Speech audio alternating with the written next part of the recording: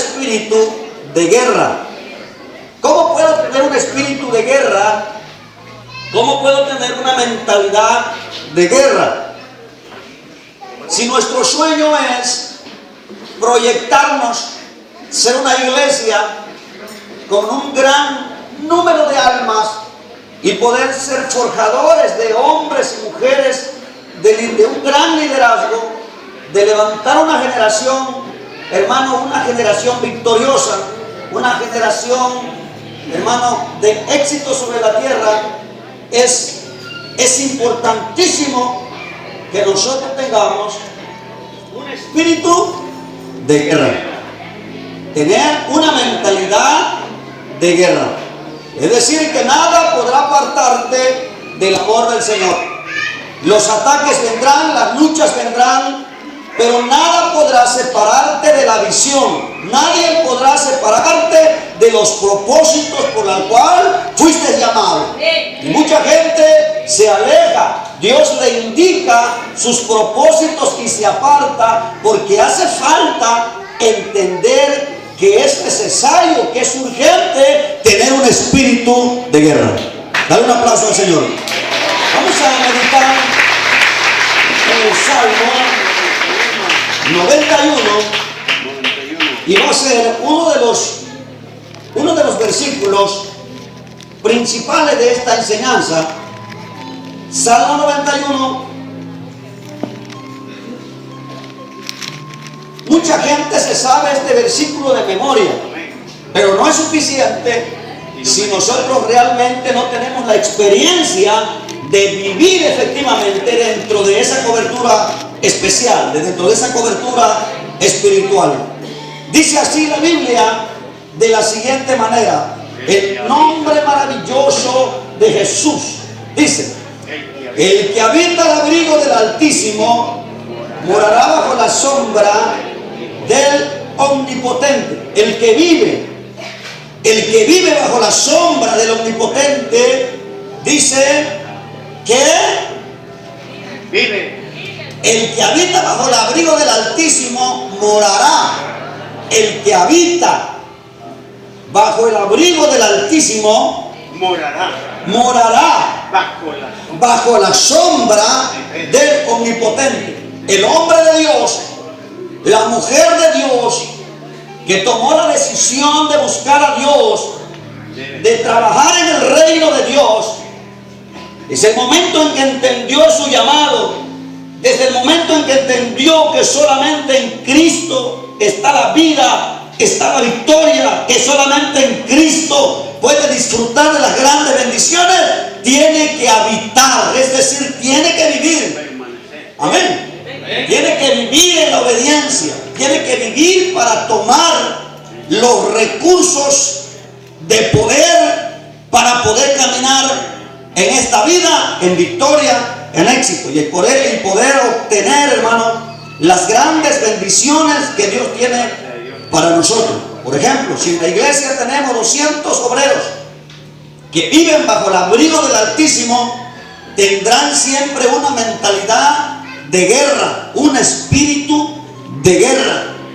Todo aquel que anhele, todo aquel que añore poder enfrentar las fortalezas del enemigo, todo aquel que esté dispuesto a enfrentar al mundo, todo aquel que esté dispuesto a enfrentar al mismo enemigo, es necesario que habite bajo el abrigo del Altísimo, y para que pueda morar bajo esa sombra de protección, porque ese poder maravilloso te va a proteger, te va a cubrir contra todos los ataques del enemigo. Nosotros vamos a ser atacados, la iglesia va a ser atacada. No podemos mentir eso, no podemos decir que al vivir bajo el abrigo usted no va a ser atacado. Va a ser atacado, vamos a ser atacados. Pero cuando realmente habitamos, cuando realmente vivimos, usted no podrá ser derrotado. Podrá ser vencido, pero no derrotado. Aleluya. ¿Cuántos alaban la gloria del Señor? Porque hay veces que perdemos una batalla, se pierde una batalla. Hay batallas que se pierden, pero no se pierde la victoria. Aleluya. Nosotros estamos en éxito, estamos en victoria. Somos golpeados. Aleluya. Estamos golpeados. Somos atacados, Pero hay una protección. Hay una protección. Por eso el verdadero guerrero, para poder tener un espíritu de guerra, debe aprender a vivir bajo el abrigo de Dios y morar bajo su protección, bajo sus alas. Entonces va a empezar a desarrollar un espíritu de guerra. Porque para poder vivir en un lado o estar en un solo lugar y poder proyectarse de ahí, vivir en la iglesia, vivir en Jaltipan y proyectarme a los lugares circunvecinos para alcanzar las almas, para estar orando, voy a ser atacado. Pero nadie podrá moverme de los propósitos por el cual Dios me ha traído. Nadie podrá hacerlo. Ni el mismo diablo podrá lograr desviarme de lo que Dios me ha dado, de los propósitos por los cuales Dios me llamó. A su nombre. ¿Cuándo se desarrolla en mi persona un espíritu de guerra? Cuando descubro que hay una gran necesidad en mi persona y en mi entorno. ¿Cuándo se desarrolla un espíritu de guerra? Cuando descubro que hay una necesidad en mí. ¿Qué necesidad hay? La necesidad que hay en mí es de que tengo que vivir bajo el abrigo de Dios. Yo no puedo vivir sin ese abrigo. Amén. En estos tiempos de gran necesidad de frío, nosotros no estamos acostumbrados al frío. Y tenemos la necesidad de buscar nuestras chamarras, de buscar nuestros abrigos. Usted sale de madrugada, por ejemplo, a las 3, 4 de la mañana. En mi trabajo está rodeado de árboles. Y las últimas noches que tuvimos, yo necesitaba las 2 chamarras y aparte una colcha que me envolvía y todavía yo andaba temblando a las 3 de la mañana, 4 de la mañana.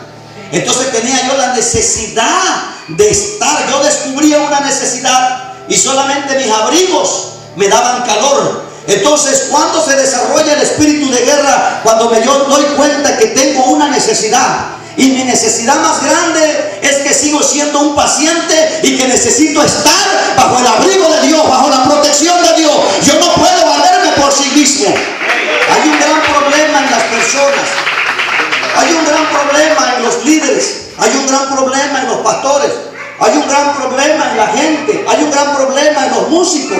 Hay un gran problema en la gente que predica el evangelio, que como siente que ya lee la Biblia, ya está en la iglesia, es suficiente. No, usted es un paciente, usted es un necesitado. Todos los que estamos aquí necesitamos vivir bajo el abrigo de Dios, que es nuestra protección. Yo necesito estar ahí porque de otra forma voy a tener problemas.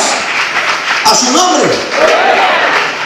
Cuando descubro que hay un problema en mi entorno, es decir, a mi alrededor yo tengo un problema con mis hijos, problema con mi familia, problema con la sociedad, problema con la gente que no conoce a Cristo. Yo veo una gran necesidad. Y cuando descubro que hay una gran necesidad, entonces me doy cuenta que yo solamente tengo la autoridad y tengo el poder y tengo la unción y tengo los recursos cuando vivo bajo el abrigo. Entonces yo recibo y empiezo a recibir de Dios para poder afectar a mi entorno y me empiezo a convertir en un hombre con un espíritu de guerra. Gloria a Dios. Empiezo a buscar a Dios, me empiezo a llenar de Dios. Porque como humano tengo limitaciones, no tengo la capacidad de poder convencer a alguien, de poder conquistar a alguien, de poder cambiar a alguien. Entonces necesito desarrollar un espíritu de guerra. Hay cosas que no cambian de la noche a la mañana. Hay cosas que no podemos derrumbar de la noche a la mañana. Pero si mantenemos un espíritu de guerra, te digo que Dios nos va a dar la victoria a largo plazo. Dios nos lo va a dar. Entonces necesitamos estar golpeando los aires. Cada vez que tú oras y levantas tu mano, tú golpeas en el aire. Como es espiritual, usted no lo ve. Cada vez que usted ora por los hogares en Jaltipan, usted le dice: Padre, ahora ato a las potestades, ato a los principados. Entonces los principados están siendo golpeados en el sentido espiritual. Usted está soltando una palabra y esa palabra trae una promesa y usted lo empieza a afectar a través de su declaración. Aleluya. Y usted mantiene esa palabra y decir: Jaltipan para Cristo, el entorno para Cristo, familia para Cristo. Y pasa el tiempo y los resultados son muy pocos. Pero si mantenemos un espíritu de guerra, tarde que temprano estaremos viendo grandes resultados. A su nombre. Gloria. Aleluya.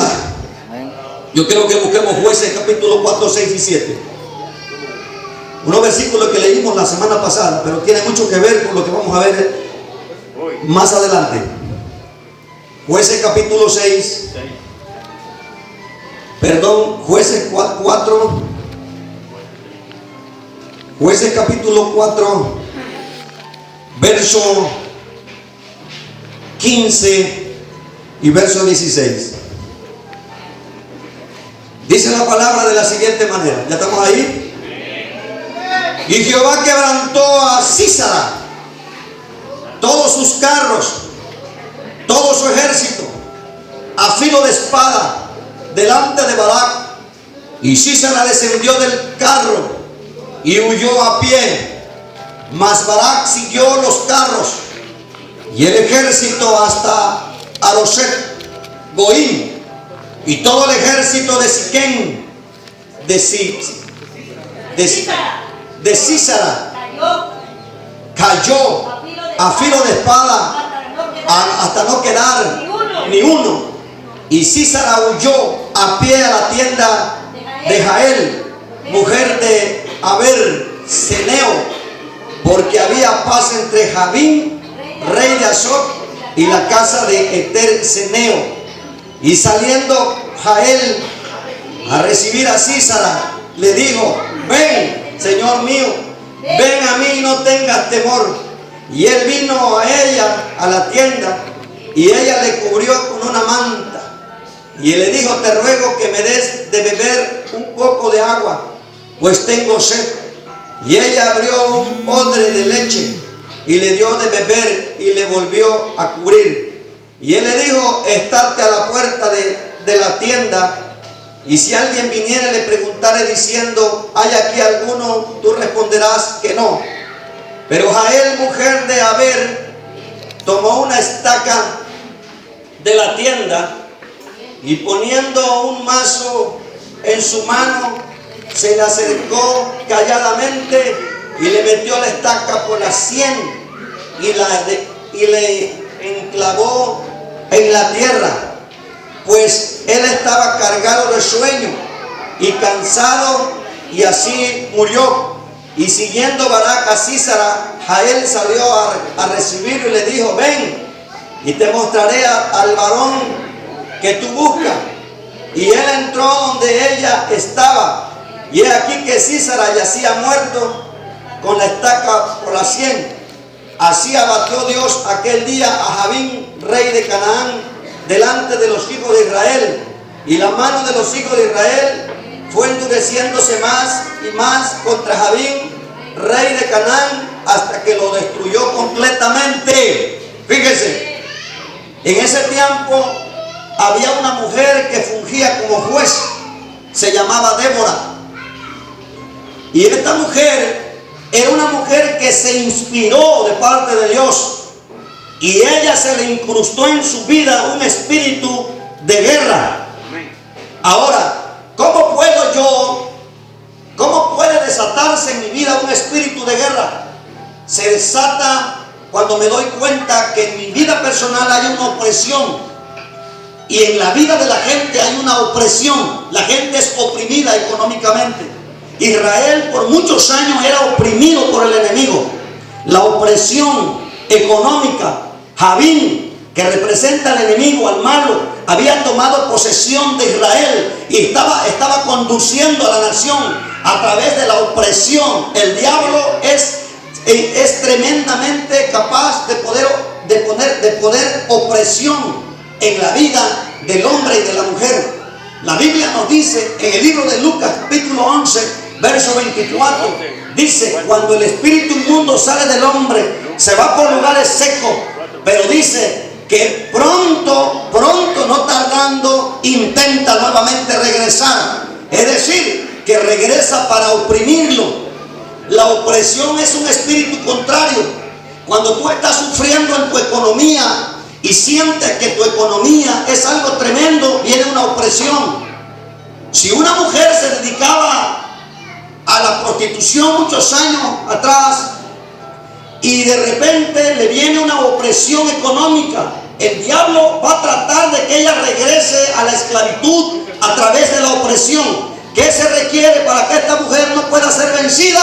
Despertar en ella un espíritu de guerra. Es decir, empezar a decirle: mira, diablo, yo soy una hija de Dios, te reprendo en el nombre de Jesús, y aún a través de mi opresión económica no voy a desistir. Entonces, esta mujer, al ver la opresión, se desató en ella un espíritu de guerra. ¿Cómo se llamaba la mujer? ¿Cómo se llama la mujer que mató a Jael? Dice que esta mujer, al darse cuenta que todo, porque este es un asunto importante, hay personas dentro de la iglesia que ven que otros guerrean, ellos están con los brazos cruzados. Y ten cuidado, porque tú eres un soldado de Cristo y Cristo no te llamó para vivir con los brazos cruzados. Dios te llamó para que entres al campamento de guerra, para que te involucres al trabajo de la iglesia. Yo le preguntaba a un joven: ¿cuál es la visión de la iglesia? No me pudo contestar. Usted debe de saber cuál es la visión de la iglesia. Por este lado, ¿cuál es la visión de la iglesia? No me contestó. Por este lado, ¿cuál es la visión de la iglesia? Alcanzar, equipar y cosechar. Son pocos. Por este lado, Alcanzar, equipar y cosechar. son pocos los que saben la visión de la iglesia. Por aquel lado, ¿sabe qué es lo que se lo grabe? Escríbalo, toda la iglesia que lo escriba, para que ya no me dejen en vergüenza. Un día vino un profeta y le preguntó cuál es la visión de la iglesia y nadie pudo contestar. Y me quedó mirando el pastor así.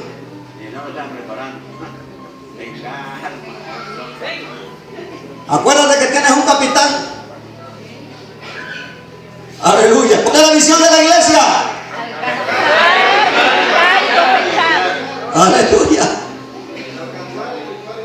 Alcanzar, equipar y cosechar. El trabajo de la iglesia es alcanzar a otro, conquistar a otro, evangelizar a otro y traerlo. Hay que capacitarlo. Usted va a capacitarlo. Por eso tenemos una escuela de liderazgo. Tenemos una escuela los miércoles a las 6 de la tarde y tenemos otra escuela a las 6 de la tarde el sábado.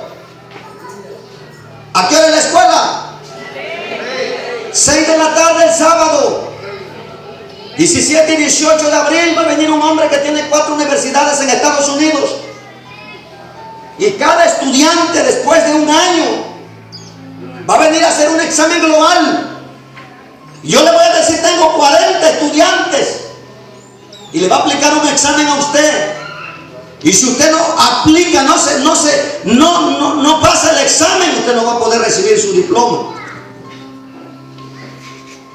Vienen cambios en el gobierno. Y nosotros tenemos que estar preparados para el cambio. Amén. La iglesia tiene que estar preparada para el cambio. Hay mucha gente que le afecta los cambios, pero la iglesia verdadera no. Aleluya. La iglesia verdadera Dios la está transformando. Dice: transformaos. ¿Se da usted cuenta? Pablo creyó en la transformación, en los cambios. Usted no puede estar en un solo nivel espiritual, en su conocimiento, en su preparación. Dios le demanda a usted que se prepare. Y renovaos pues, transformaos, dice, en la forma de pensar. Dios está provocando cambios. Nuestro Dios es un Dios de cambios. Al principio se adoraba a Dios en piedras, los altares eran de piedras.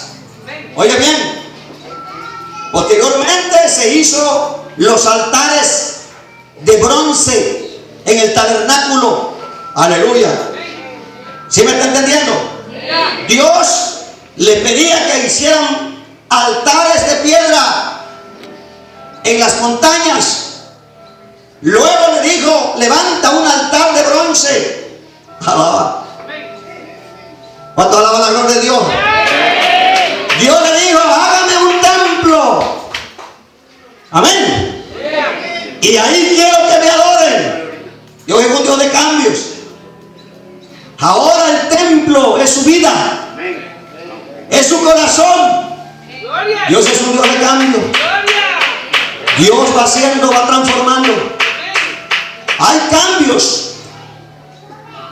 Hay cambios. Gloria a Dios. Hay una parte de la Biblia donde la gente se confunde, dice Dios no cambia. Dios es el mismo. Sí, es el mismo en el sentido de salvación, de rescatar. Él es el mismo de salvar. Él es el mismo en la forma de adorar. Él es el mismo. Él quiere que lo adoren. Aleluya, en santidad. Dice Dios es uno. Sí, es cierto. Cuando el Señor, cuando los discípulos le preguntaron, digo, yo y mi Padre una cosa somos. Yo y mi Padre una cosa somos. Uno solo. Pero uno en santidad. Uno en armonía. Uno en unidad. Pero en oficio son diferentes. Aleluya. ¿Cuánto alaban la gloria del Señor? El Padre Jehová de los ejércitos. Aleluya. Como el gran creador, el gran yo soy, Jesucristo, como el gran Salvador, como el gran perdonador, aleluya. El Espíritu Santo, el Maestro por excelencia, el que redarguye de pecado. Dijo el Señor, yo me voy, pero enviaré al Espíritu Santo. Aleluya. Lo que están escribiendo, bueno, no se confunde con los testigos de Jehová. Porque yo estoy predicando y usted está escribiendo. Yo ya le digo a usted, Dios es uno. Y le estoy hablando de la doctrina de la Trinidad. Usted enfrenta a un testigo y usted hoy le dio un recurso. Dios es uno ¿en qué? En santidad. En unidad. En esencia son uno. En armonía son uno. Cuando ves al Espíritu Santo peleándose con Jesús, nos discutimos nosotros tenemos diferencia. Pero ellos no, ellos son uno, ¿no es cierto? Me dijo, son uno. Aleluya. Cuando hicieron al hombre, dijo, hagamos al hombre en nuestra imagen y semejanza. No dijo, oye, dale la patita más grande acá. Y hubo desacuerdo. Entre nosotros a veces hay desacuerdo, pero en Dios no hay desacuerdo. Amén. Dijo, oye, le hiciste un ojito un poquito rasgado. Dijo, oye, le hubieras hecho un ojo azul y un ojo verde, y empiezan a discutir por eso. No hay problema. Ellos son uno en unidad. Uno en armonía, uno en esencia. Usted escríbelo para que no se le olvide, para que cuando venga alguien, un testigo de Jehová, le diga, no es cierto, solamente Jehová. Y le está cerrado y te lo voy a enseñar con la palabra. Amén. ¿Cuántos alaban la gloria de Dios? Bueno, vamos a seguir porque nos salimos un poquito. Vamos a continuar.